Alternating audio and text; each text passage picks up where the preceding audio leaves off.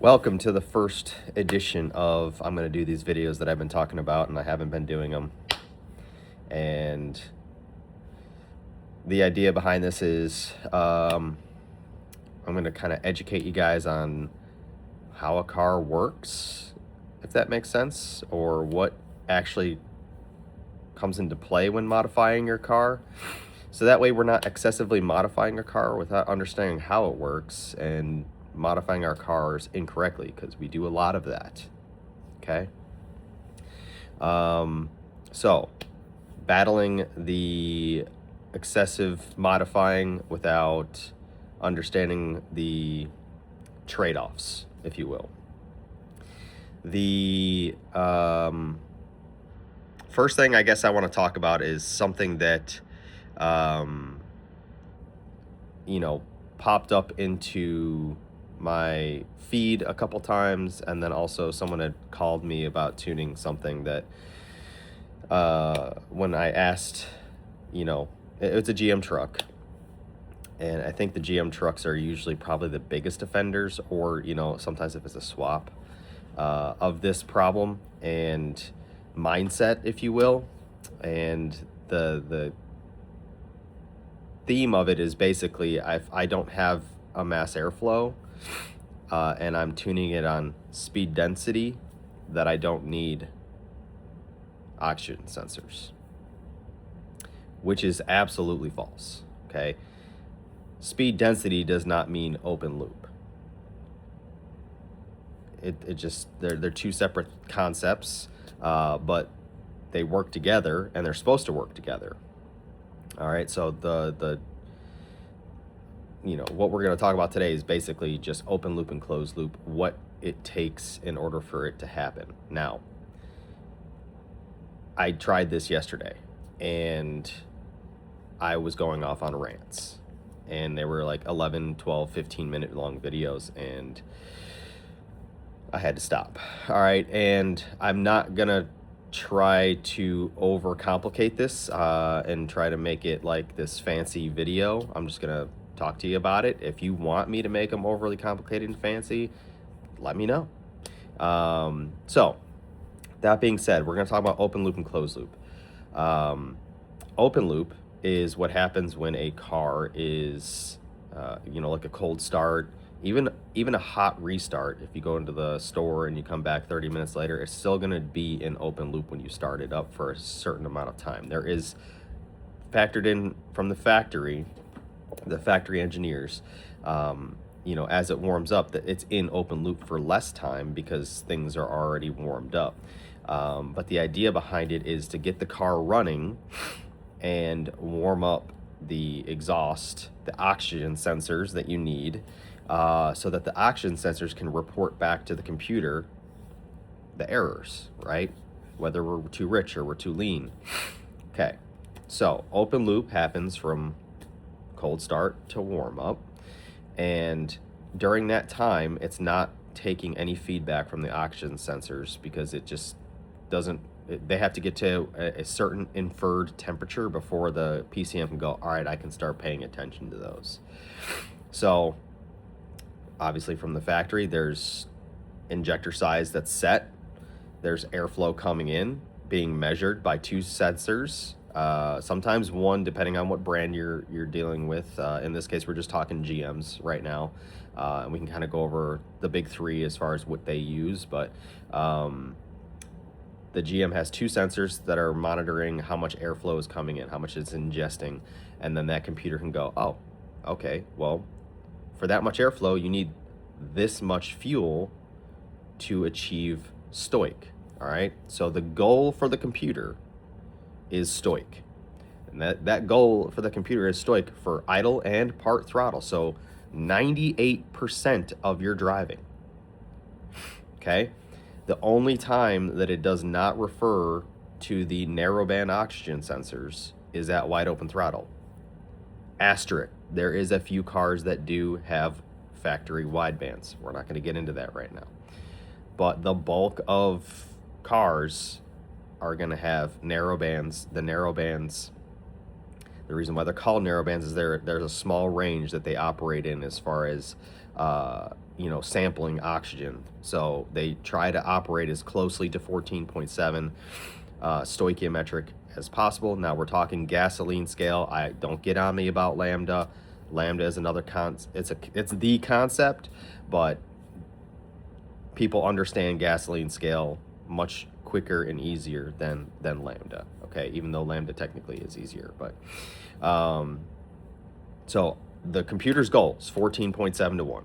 All right, and from the factory there is, engineers have developed the file in order to achieve close enough to stoich.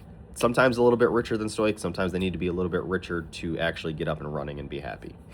Okay, so once the oxygen sensors warm up, they start reporting back to the PCM, and they say, hey, you're 10% off here, you're 20% off there, whatever. All right, so that once those start reporting back, now we're in closed loop. All right, so we operate in closed loop 98% of the time.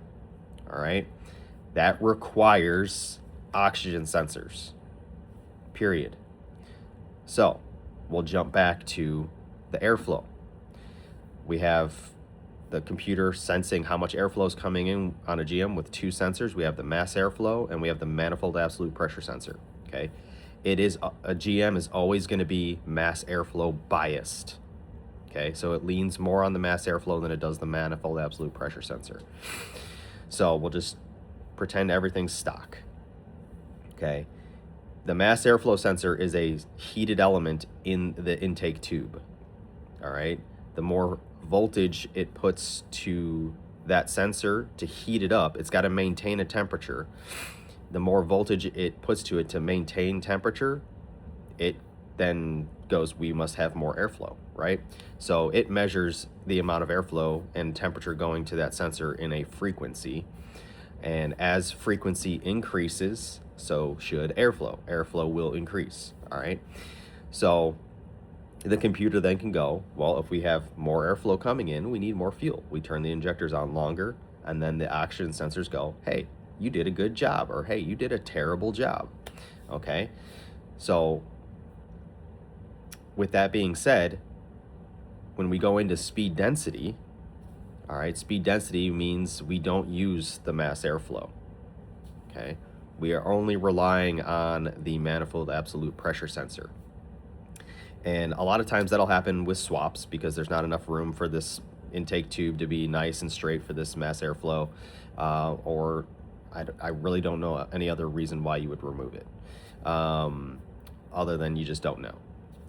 And the internet told you that you don't have to have it, but whatever. So let's say we don't have room for a mass airflow and we're relying on the manifold absolute pressure sensor. That is inside the intake. The way that operates is vacuum and lack of vacuum. So vacuum pressure, whatever. We're talking naturally aspirated, so vacuum, lack of vacuum. Lack of vacuum would be higher load. Vacuum would be light load. So like cruising and deceleration is light load. High load would be lack of vacuum, okay? That turns this into a 3D table because it goes off of load in one of the axes and then RPM in the other axis, all right? It's a XY axis table. So we have like a pinpoint that kind of moves all around depending on where we are in the driving, part throttle, load, whatever. And the great thing is that we can still use our oxygen sensors to tell us how far off that number that where we're at is. So there's no reason to get rid of them if you're going to be using that table. It doesn't make sense to do that. But apparently there's a common misconception. Here I am, 10 minutes long video.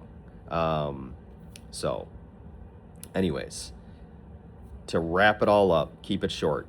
We're going to try and keep these short. Open loop happens from happens from cold start to warm up. What is needing to be warmed up? Your oxygen sensors. Why do they need to be warmed up? Because they need to report back to the PCM properly. They have to be at a certain temperature to do that properly. The computer knows what temperature that needs to happen at. All right. Once those are warmed up, we go into closed loop. Once those are reporting back, they start trimming, okay? They say, hey, that number of airflow, if they were adding 10%, that number of airflow is 10% too low. We needed to add to that number in order to, you need to add to that number in order to achieve perfect stoich. Or if they were taking out 20% on the fuel trims, that means that number, that airflow number coming in, whether it's the mass airflow or the pinpoint on the VE table, speed density, that means that number at whatever coordinate you're at is 20% too high, okay? So if you have a negative fuel trim, your airflow number is too high. If you have a positive fuel trim, your airflow number is too low, all right? Why is that important? I'm glad you asked. If you have an automatic transmission, which most trucks do, and most vehicles today do, is if your airflow model is off, that affects a chain reaction of things, okay? And I bring up transmission in particular because let's say we have really crappy injector data that we put in because we wanted to be cheap. And we're like, oh, we'll fix it up in the mass airflow, or we'll fix it up in the VE table. And you take out a bunch, right? You have to remove and lower those values a lot. Well, guess what? Airflow coming in, when the computer sees that, it translates that to a value of torque. So it goes, oh, well, you know, we're not making that much torque, so we can shift with this much shift pressure, or we can allow this much shift time because we're not at that high of a load or that high of a torque value.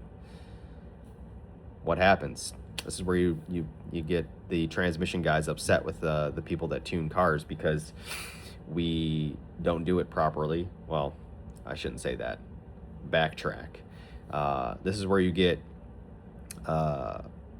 transmission builders upset with people that modify cars because if someone goes in and just starts hacking that up to, compensate for crappy injector data, well, you're going to burn up a transmission every single time because it's not going to shift with enough pressure.